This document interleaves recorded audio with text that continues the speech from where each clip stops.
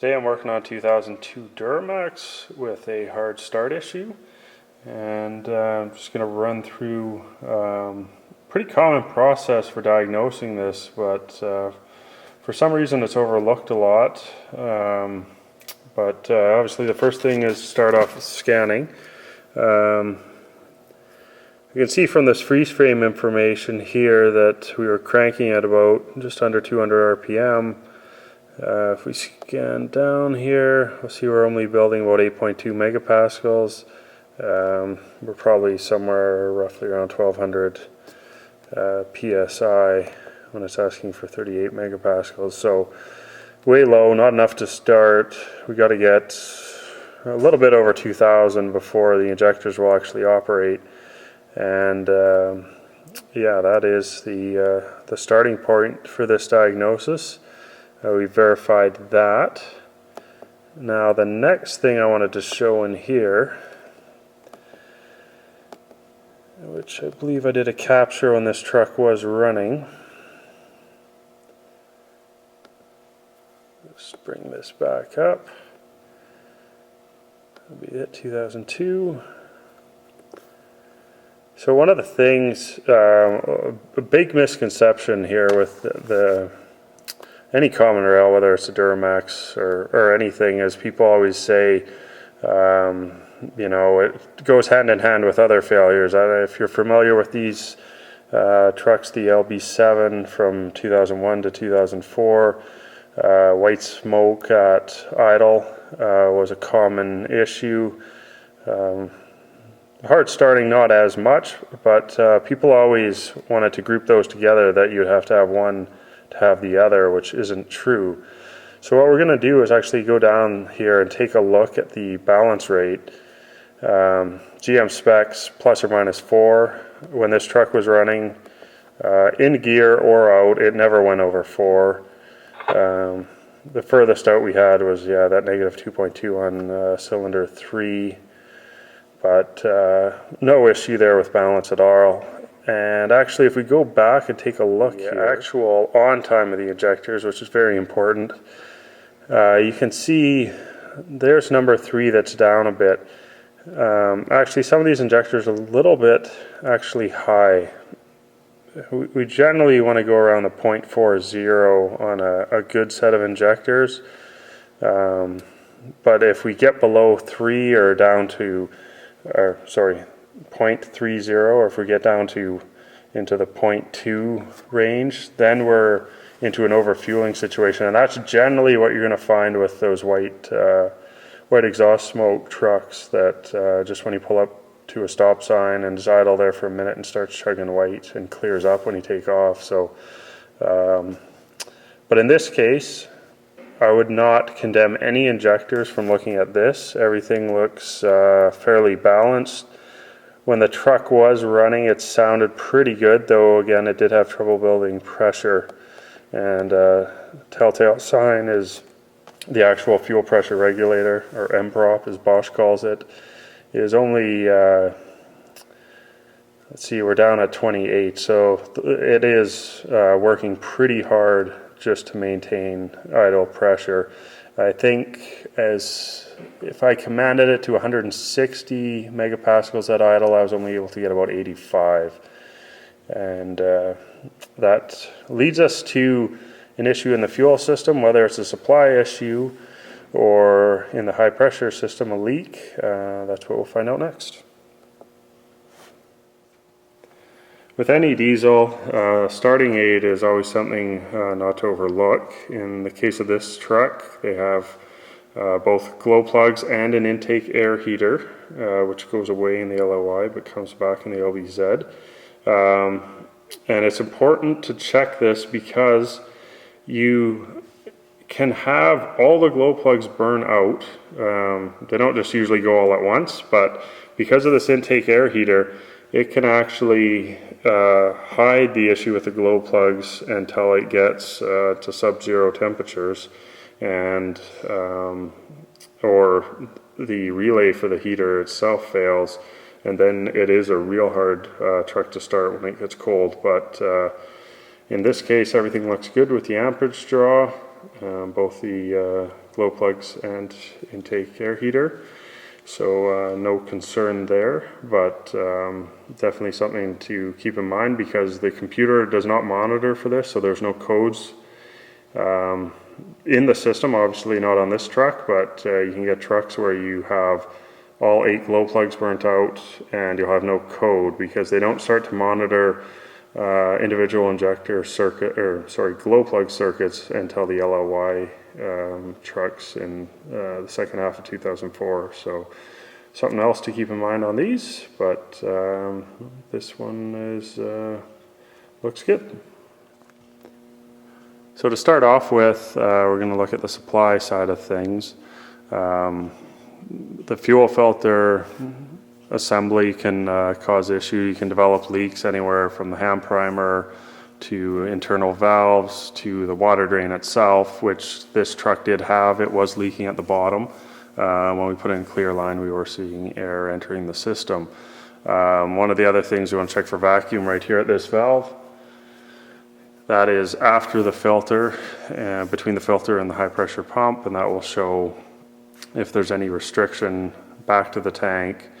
You also use that to pressurize the system with the hand primer between the filter and the high pressure pump to make sure that there are no leaks. The air issue fixed on the supply side, we moved our attention to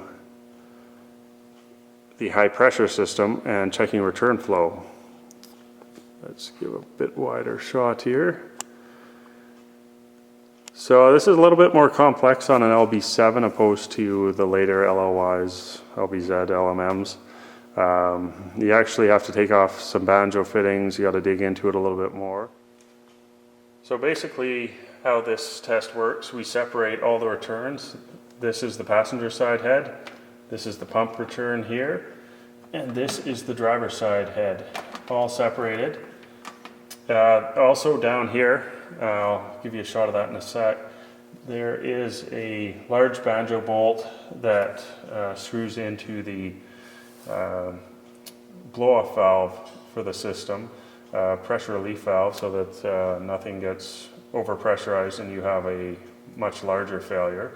Those can leak as well. Not as common on this year of Duramax, but with the system hooked up, that's open. So not only are we watching for return flow out of these lines, but we're also looking to make sure fuel is not leaking out of the bottom. Okay, this is the valve I was talking about. I'll just move some of these lines out of the way, but this is it right here. It goes right into the junction block. There's the rail pressure sensor, and that valve is a little bit difficult to spot, but it's here. And like I say, not a common one, but when you're doing the test, you just want to make sure that fuel is not pouring out of there into the bottom of the valley of the engine. And pretty much what we look at from this point is at this time we're not paying attention to the return out of the pump. Obviously you want to have some. If there was none, that would indicate another problem. Yeah, we're just going to measure out of these lines here, and in this case we had almost no fuel returning out of the passenger side head, which you're allowed, depending on the specific gravity, the maximum is 20 milliliters per 15 seconds of cranking, and that's per bank, so a total of 40 to actually have an issue in the truck. But the other bank returned quite a bit more. As you can see here, we were pretty much right on the 50 milliliter out of that one head. That is a definite fail, and that is definitely the problem with this truck, why it is a long crank at times and a no start. So to bring it back down under that level of, like I say, 40, there's a few options, and I'll head it back over to the truck here and discuss that. So now that the issue has been determined to be under this valve cover, there are a few options as far as the next steps go.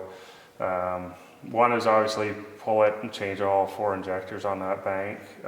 Some shops will recommend doing the whole set, which, you know, this truck only has, I believe, 130,000 kilometers.